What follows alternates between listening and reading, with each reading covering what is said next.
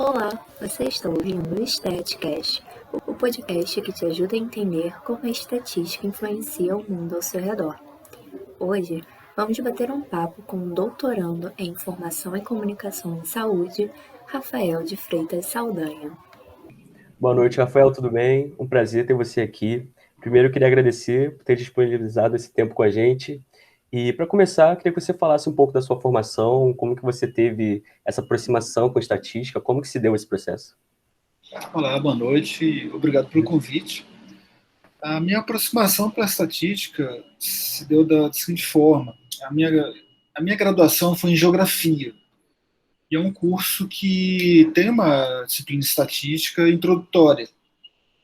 E no decorrer do curso, conforme eu fui me definindo qual seria o meu TCC, eu vi a necessidade de estudar mais, de aprofundar mais essa área. Então, próximo para o TCC, eu fui me virando sozinho, correndo atrás de alguns livros, perguntando aos professores. E logo depois do que eu terminei a graduação, eu decidi fazer uma especialização na área de estatística, para justamente complementar a formação que eu tive na graduação. Aí depois que eu fiz a especialização, eu continuei estudando, tanto no mestrado quanto agora no doutorado. Bacana, Rafael. Então você é graduado em Geografia e fez especialização em Estatística.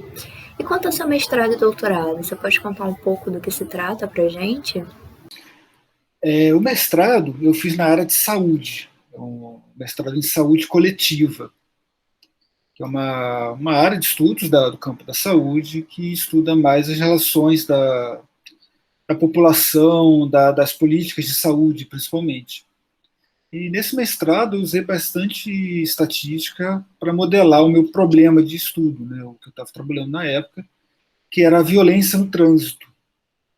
Meu problema de pesquisa no mestrado, na dissertação, foi qual era a relação do crescimento econômico com a mortalidade no trânsito, com a quantidade de acidentes de trânsito, e qual era a relação. E eu baseei em um modelo que já existia para outra área e adaptei esse modelo para essa relação de crescimento econômico e mortalidade no trânsito.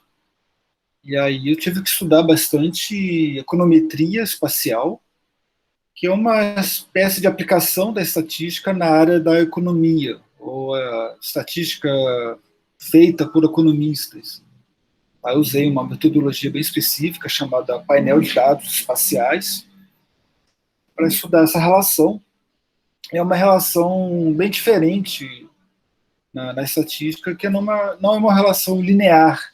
Conforme aumenta a economia, né, conforme a economia cresce, aumenta os acidentes de trânsito. Não é bem assim que acontece. A lógica, aprofundando um pouco nisso, conforme a economia cresce, a gente tem mais carro andando na rua, certo? Aí a gente começa a ter mais acidentes. Mas depois de um certo patamar de evolução na economia, né, de melhoria econômica, o que se observa é uma aplicação desse crescimento do PIB, por exemplo, para educação no trânsito, educação em geral, melhoria das vias, melhoria da sinalização. Aí você passa a ter, a partir desse patamar de crescimento econômico, uma queda na mortalidade do trânsito. Então, é uma relação não linear, é na forma de um U invertido. E foi isso que eu tentei, foi isso que eu estudei na dissertação e tentei provar como estava essa situação no Brasil. Bacana, Rafael. Agora falando um pouco sobre os seus projetos de pesquisa, vimos que você foi selecionado em 2016 para um projeto em Harvard sobre saúde pública. Então pode contar para a gente como foi esse projeto, qual foi sua participação neles, e também aproveitando para você falar um pouco sobre seus projetos atuais e sua participação neles também. Legal. Esse projeto, em 2016, com o pessoal de Harvard, foi bem interessante. Foi um curso em campo, né, um curso prático de saúde pública. Então, anualmente, a Universidade de Harvard faz uma parceria no Brasil e leva esse projeto a alguma cidade. Em 2016 foi em Fortaleza, Ceará. E a ideia é que juntem alunos brasileiros com alunos de lá, que vêm para o Brasil visitar. A gente fica praticamente confinado no mesmo hotel, e 30 dias junto trabalhando sobre vários temas de pesquisa.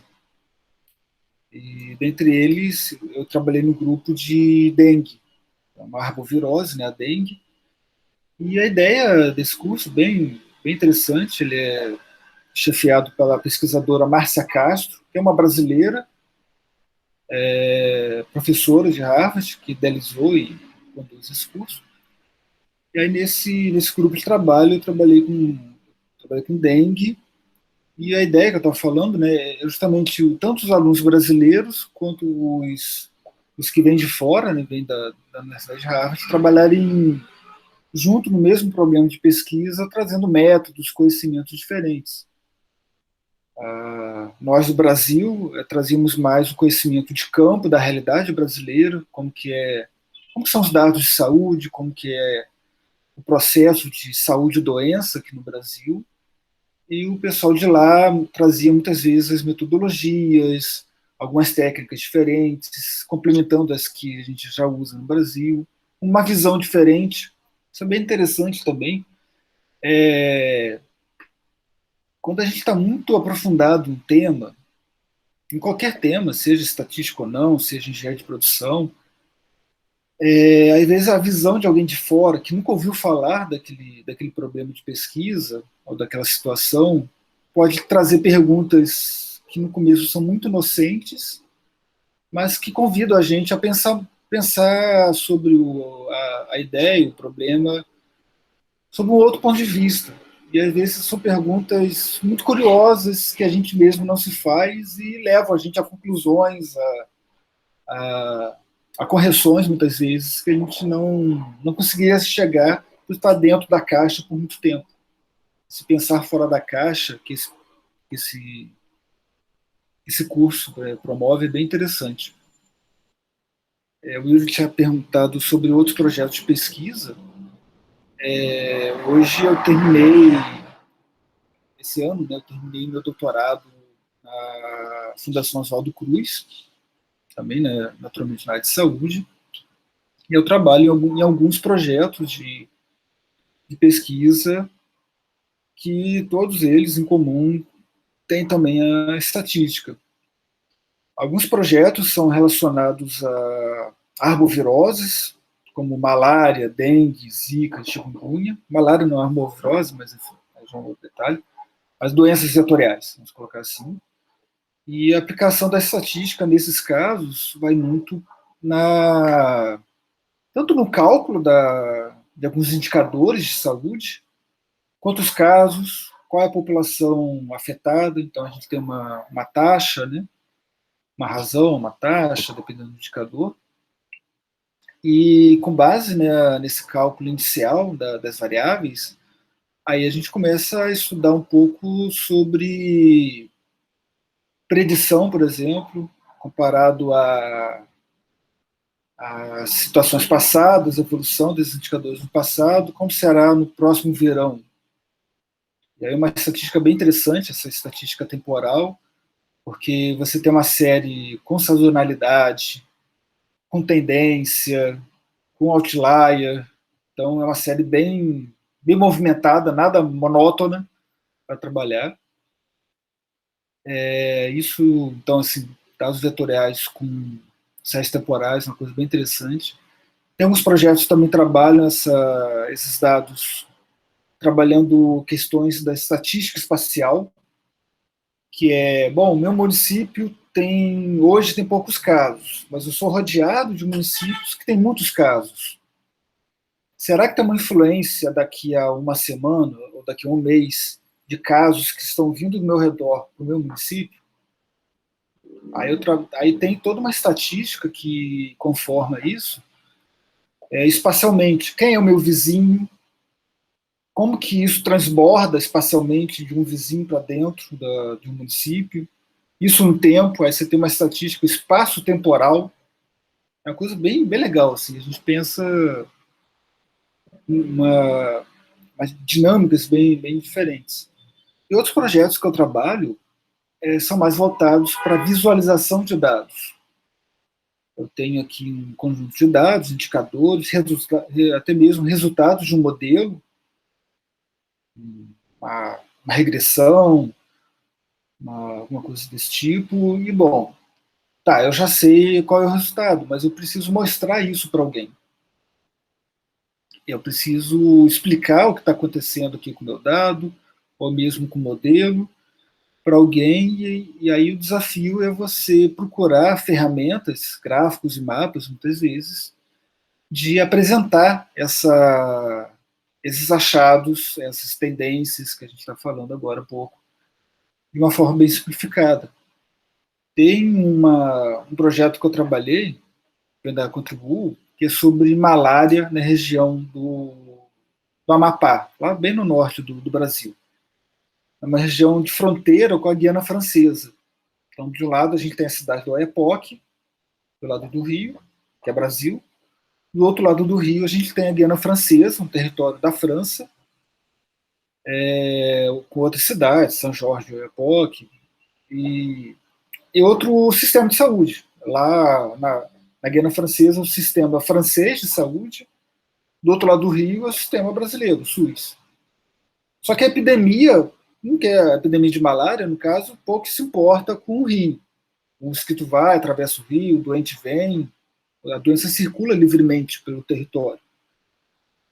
E um dos desafios desse estudo era mostrar os achados para populações que falam diferentes línguas. O pessoal lá da França, da Guiana Francesa, fala francês.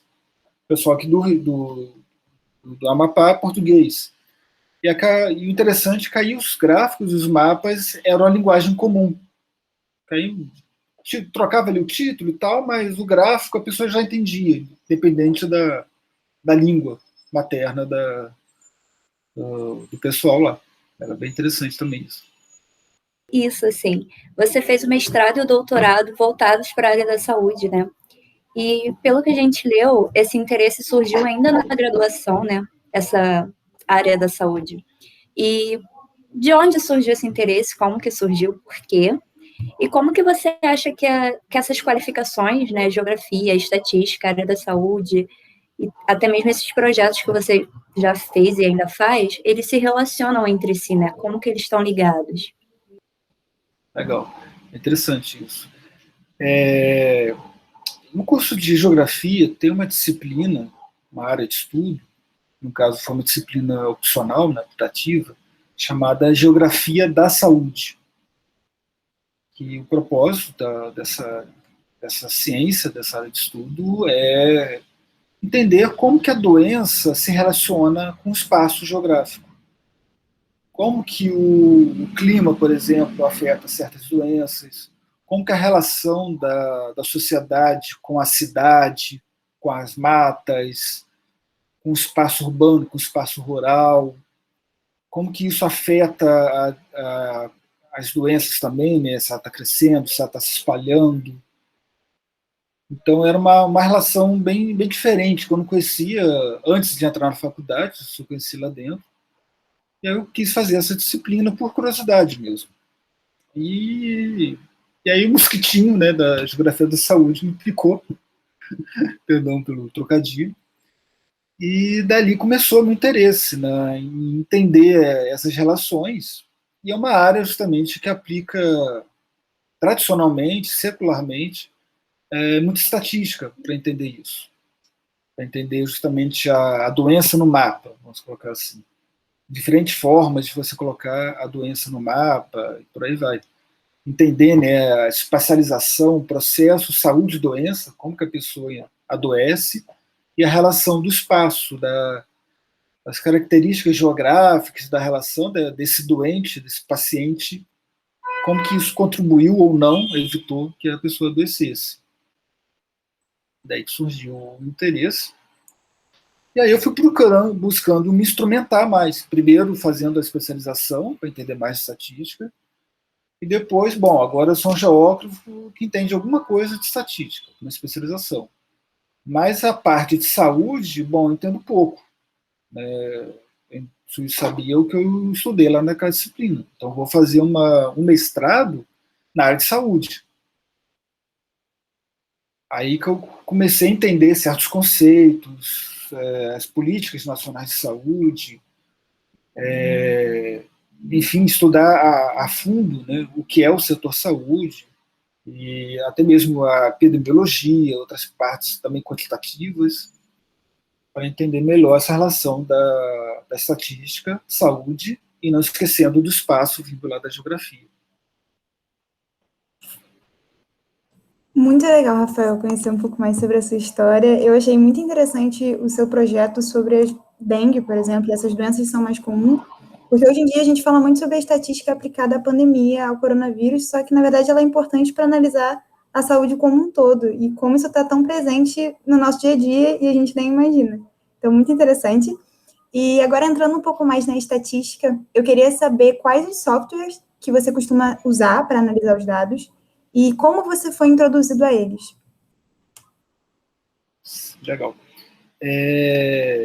Dos softwares, acho que o primeiro que eu usei foi o SPSS, um software comercial, pago, que geralmente é usado, né, nas disciplinas de graduação, de introdução. Pela facilidade de uso, ele tem uns menus, você clica. Antigamente não tinha em português, agora já tem até a versão dele em português, traduzida, ou mal traduzida, mas tem. E em um certo momento me falaram do R.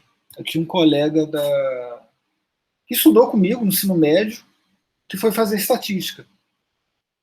Eu fui fazer geografia em Juiz de Fora, no Federal de Juiz de Fora, e ele foi fazer estatística na ENSE, na Escola Nacional de Ciências Estatísticas, aqui no Rio. Aí, conversando um dia com ele, falando que eu estava estudando um pouco de estatística e ele estava fazendo disciplina, fazendo o curso. Cara, olha esse software aqui, o R, ele é bem legal, ele é bem útil, todo mundo usa aqui, ele é muito bom. Ah, legal, vou instalar o R. Eu lembro perfeitamente quando eu instalei o R. Eu não sei como que foi com vocês, quem já instalou aí. Eu baixei lá o R, instalei, aí ó, abri. Aí aparece aquela tela branca, um cursorzinho piscando. Tá, e aí? Não, deu erro aqui na instalação, tá com defeito esse negócio. Aí eu desinstalei, instalei de novo, não, ué, mas é assim mesmo?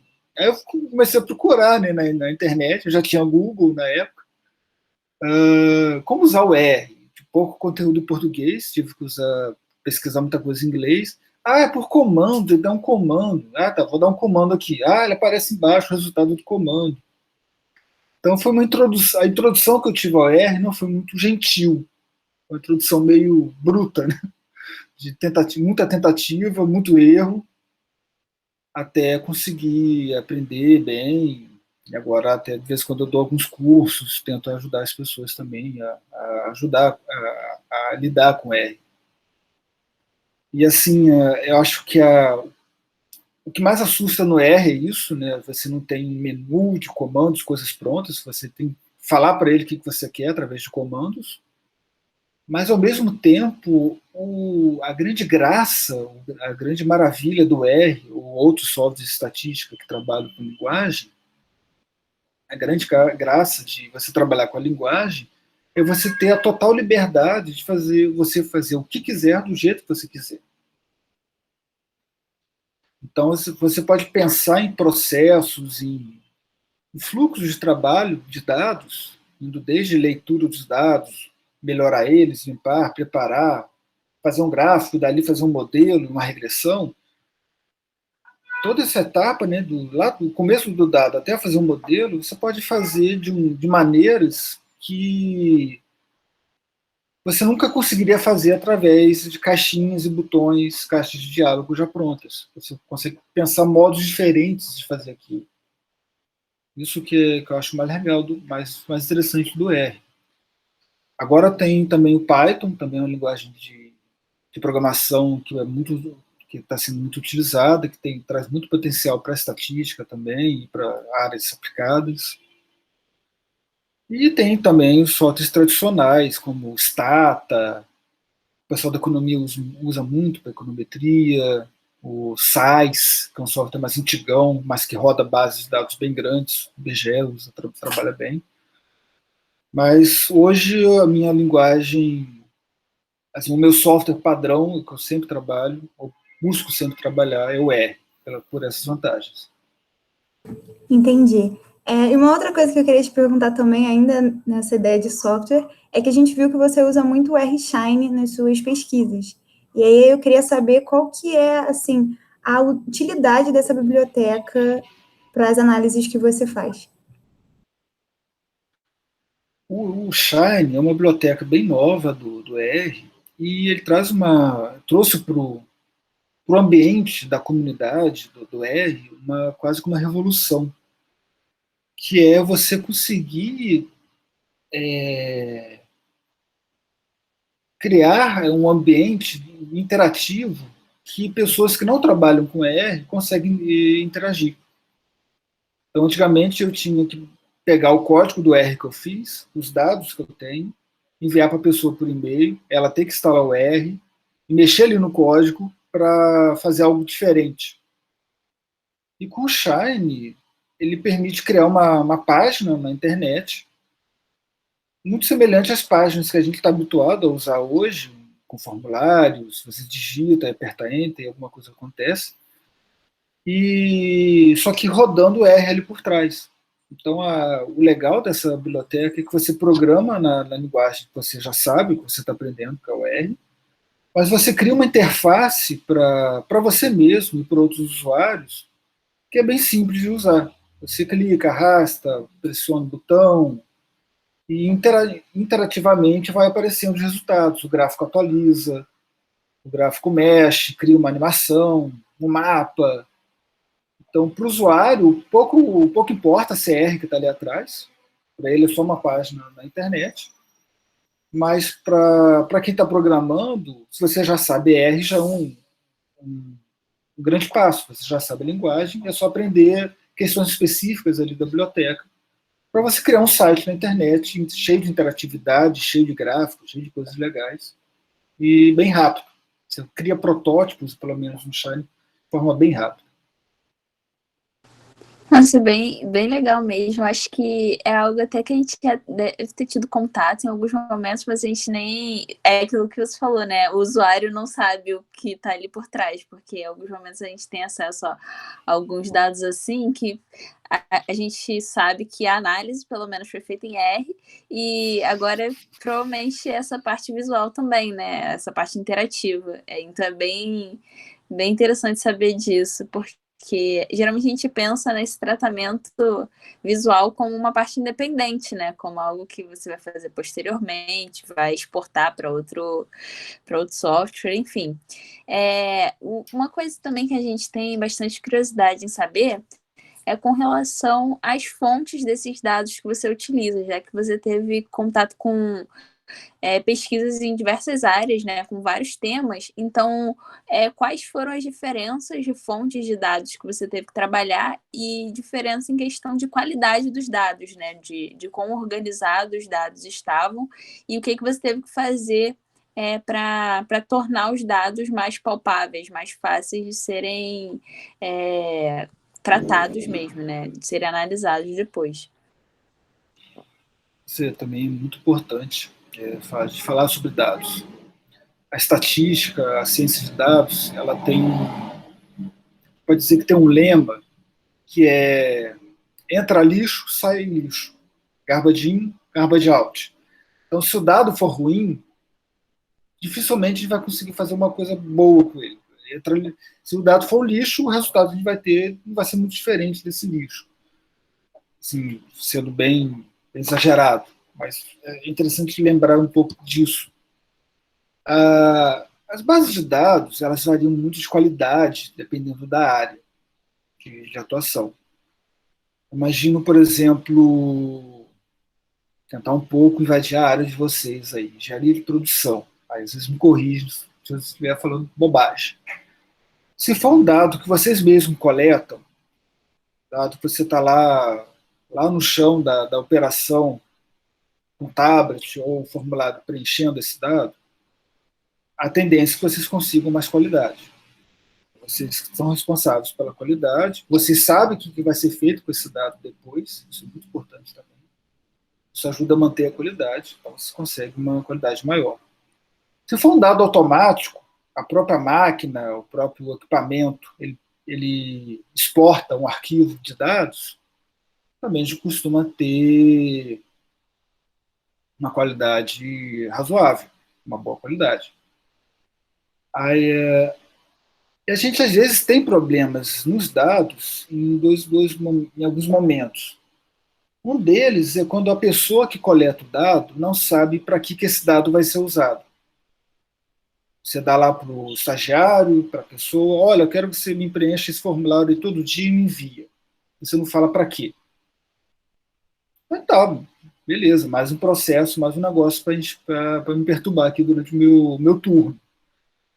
Aí o cara preenche de qualquer jeito, ele preenche do jeito que ele acha que está certo, que ele não sabe, deixa em branco, não procura correr atrás. Aí você vai formando a sua base de dados cheio de inconsistências, cheio de buracos, cheio de problemas que depois você vai ter muita dificuldade em corrigir. Então, isso é uma coisa muito importante, que a pessoa que fornece o dado, que preenche o dado, ela tem a consciência de para que isso vai ser usado. No setor saúde, que é os dados principais que eu trabalho, a gente tem um pouco de tudo.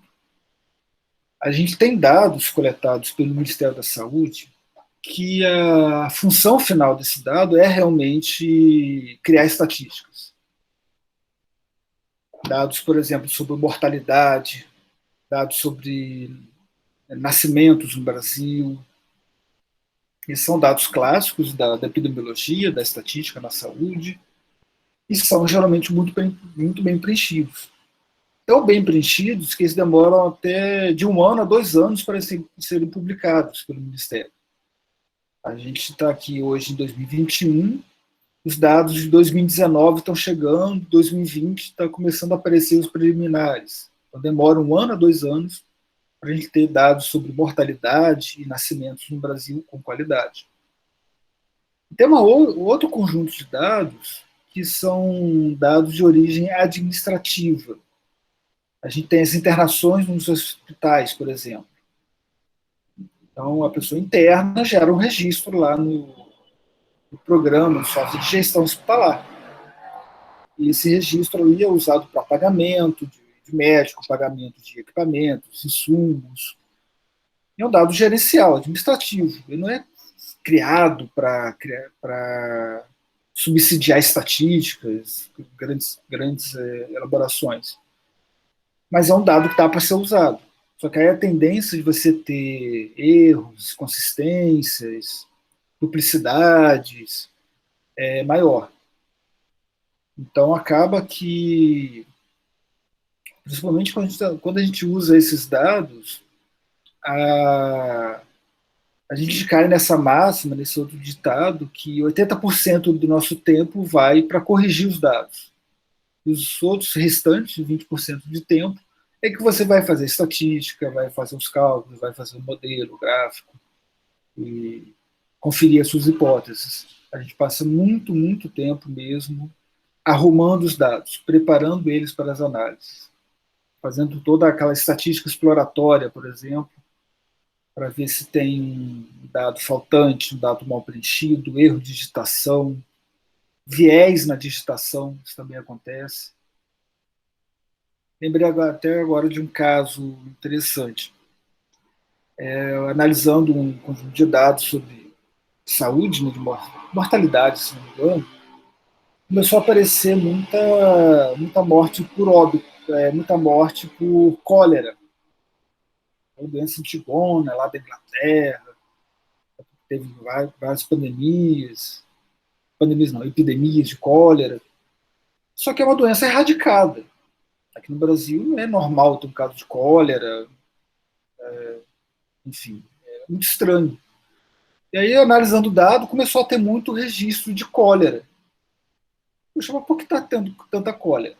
Aí conversa com um, conversa com o outro, vai lá onde a pessoa preenche o dado, olha onde ela preenche, o programa que está sendo usado para preencher o formulário. Depois de muito tempo pensando e conversando, a gente descobriu que era o seguinte: quando a pessoa digitava o caso lá, o registro, ela tinha que marcar a opção do que a pessoa morreu. É obrigatório. E às vezes na ficha não vinha preenchido, por algum motivo, daquele dado lá não vinha preenchido. Aí o que acontecia? O cara conseguir salvar e continuar preenchendo e fazer o serviço dele, ele tinha que marcar alguma opção. Aí ele marcava a primeira, que era a cólera. Aí apareceu uma epidemia de cólera no dado que ninguém explicava. Então, o instrumento que a pessoa usa para preencher o dado tem uma importância muito grande. Testes prévios da interface. Será que a interface está conduzindo algum erro? Isso tanto no formulário de papel quanto no formulário de eletrônico. A gente pode ter vieses, erros de preenchimento, que nem é maldade da pessoa. Às vezes ela preenche errado porque ela não entendeu, preenche errado porque se ela não preencher nada, ela não consegue fazer o serviço. Então tem essas preocupações também. É bem interessante, Rafa. Até falando um pouco sobre esses dados, você já entrou um pouco no tópico em relação à econometria e modelos, que é um processo seguinte, né? Eu queria saber também como que ocorre essa modelagem, como que você faz hoje em dia o modelo de algum processo, ou como que você faz, e também quais as principais análises que você realiza no seu dia a dia mesmo, no seu cotidiano. Eu tenho trabalhado atualmente pouco com modelo. Eu trabalhei muito na época do mestrado, mas os que eu mais gosto de trabalhar, pelo menos, são os modelos espaço-temporais, esses que relacionam coisas que acontecem no tempo com coisas que acontecem no espaço. Esses são os que eu gosto mais de trabalhar. São complicados, às vezes são complicados de trabalhar também, mas eles são bem interessantes, porque você consegue incorporar no modelo certas relações entre as observações que você é proibido de trabalhar em outras modelagens. Por exemplo, se eu estivesse trabalhando com dados de municípios, esse município e determinada doença, uma doença, um vetor, doenças vetoriais, Covid, por exemplo, fosse Covid. Se eu fosse trabalhar numa regressão linear simples, tem um pressuposto da regressão que é o seguinte: as observações não podem ter relacionamentos, elas são independentes. As observações são independentes. Tem lá esse pressuposto que a gente lê, aprende lá na graduação, aprende em algum momento e às vezes a gente esquece desse negócio. Mas isso aí, se a gente pensar, Covid é uma doença infecciosa. Eu tenho relação entre os municípios. Então eu posso ter gente infectada no meu vizinho, que vem para cá e infecta o meu município. Por aí vai. Você tem fluxo de pessoas. Então eu não posso dizer mais que os meus municípios são independentes, que essas observações dos municípios são independentes. Então eu tenho que dar um jeito de tratar essa relação entre as observações do modelo. Aí você cai no modelo espacial, que leva em consideração, que trata essas relações no espaço. Aí você tem os modelos espaciais. E é mesmo motivo o modelo temporal. Por que a gente não pode fazer uma série temporal, uma regressão linear simples? A regressão linear simples, o estimador dela, né, nos quadrados ordinários, pressupõe lá com a gente que essa observação também não pode depender dela mesma no passado. Ela é um evento ali aleatório que aconteceu, e pronto. Ela não tem uma relação com o passado dela, ela não tem passado. E a série temporal é justamente isso, né? É o passado que influencia o futuro. Então também tem que dar um jeito de incorporar no modelo, tratar essa dependência das observações no tempo.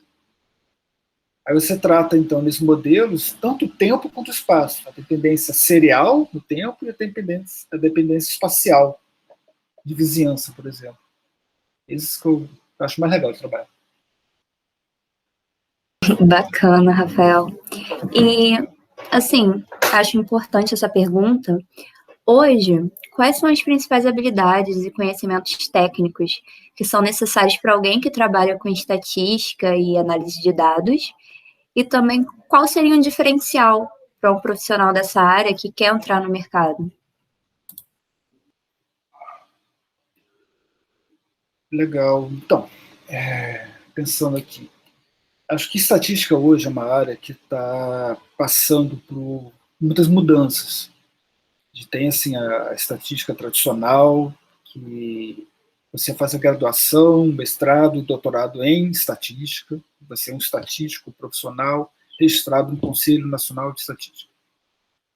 Mas você tem, andando em paralelo, uma área que cresce muito, que é a ciência de dados. É uma espécie de estatística aplicada. Um cientista de dados, ele se preocupa menos ou muito pouco com a parte teórica. Ele pega coisas prontas que estatísticos já fizeram e aplica em um determinado problema, para resolver determinado problema em uma área.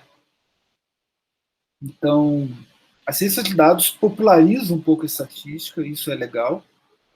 Ela permite que mais pessoas interajam com métodos, com ferramental da estatística.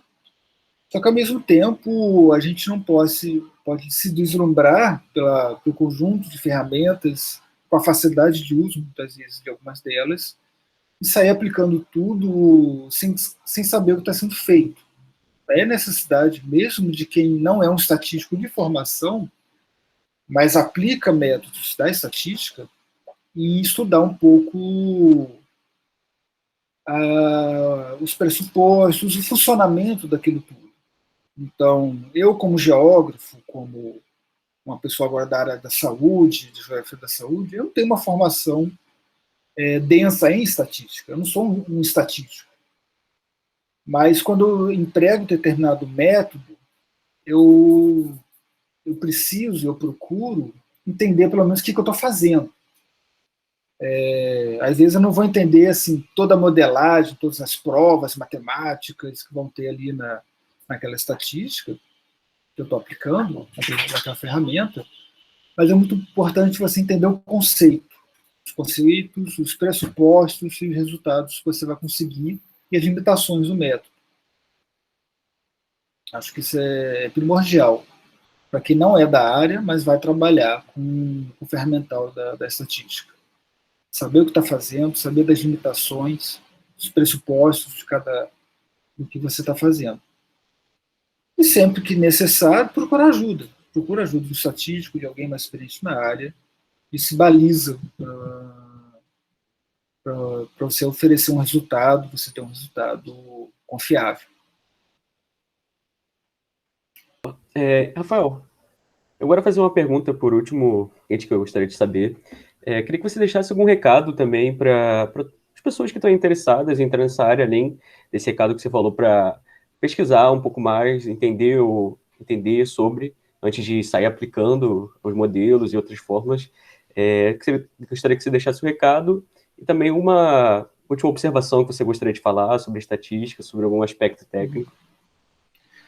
Legal. Acho que, até voltando à pergunta anterior, já emendando nisso, acho que o diferencial para quem trabalha com estatística hoje, trabalha com métodos quantitativos, de uma forma geral, é trabalhar com programação. Eu acho que é o grande diferencial nas seleções, e no próprio desempenho que você vai ter no seu trabalho, você conseguir trabalhar com código, com linhas de programação.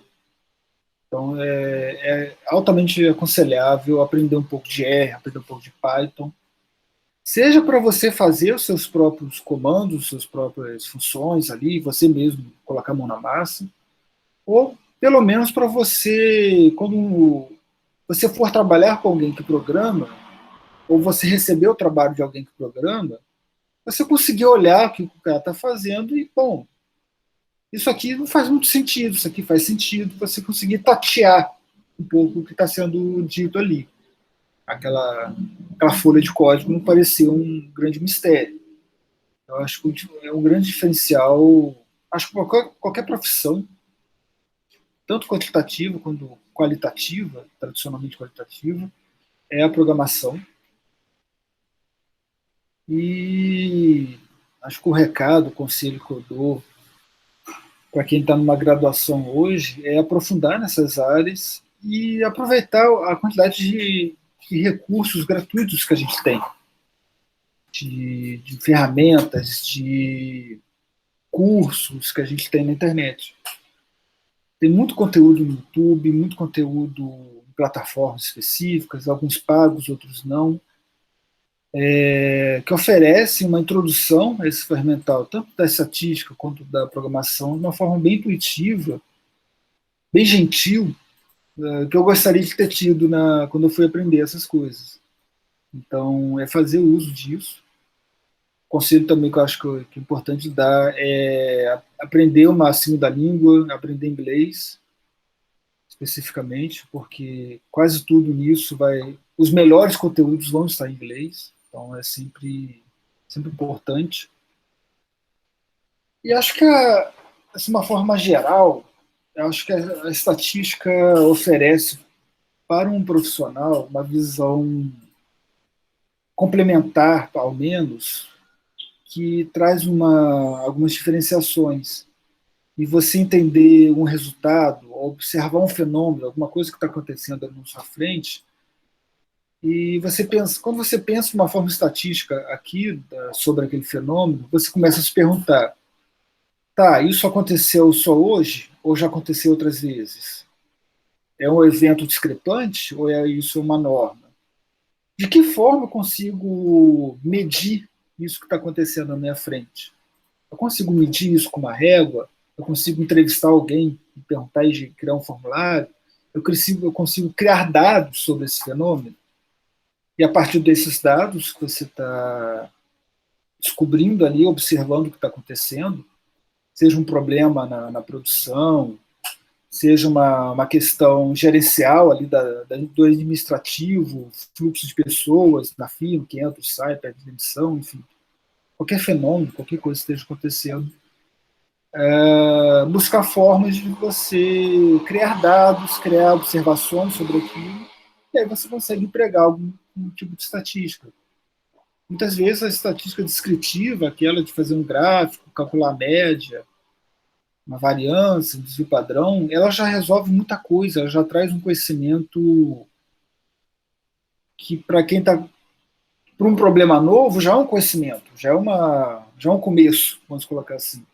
E talvez você consiga até evoluir com o modelo, ou até mesmo resolve esse problema, pensando um pouco, que dado que eu consigo colher sobre esse problema, e será que se eu fizer um gráfico e vai ilustrar alguma coisa, explorar esse dado que eu acabei de coletar.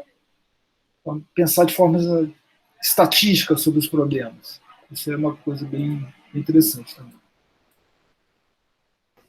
Por último, Rafael, queria agradecer, foi muito bom mesmo, por ter disponibilizado um pouco do seu tempo com a gente, e foi isso, muito obrigado mesmo.